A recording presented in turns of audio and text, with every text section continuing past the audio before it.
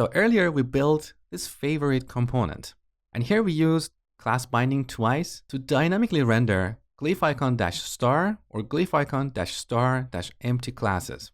While this approach works perfectly fine, there is also another way to deal with multiple classes, and you might find this other approach a little bit cleaner.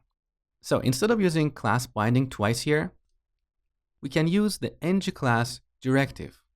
So we bind ngClass to an expression. And here we're going to have an object. In this object, we're going to have one or more key value pairs.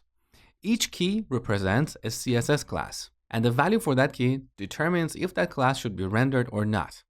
So here we're dealing with two classes, so we need two keys.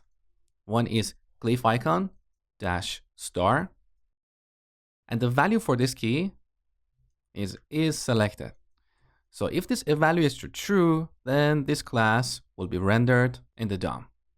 Note that I've put the key in quotes, and this is a requirement. Otherwise, this is not going to work. Now let's add the other key. So once again, quotes, glyph icon -star empty, and we set this to not is selected.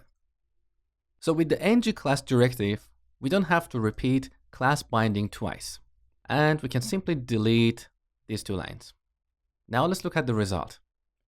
So here's our icon, click, click, beautiful. So this ngClass is an example of an attribute directive. We use it to modify attributes of an existing DOM element.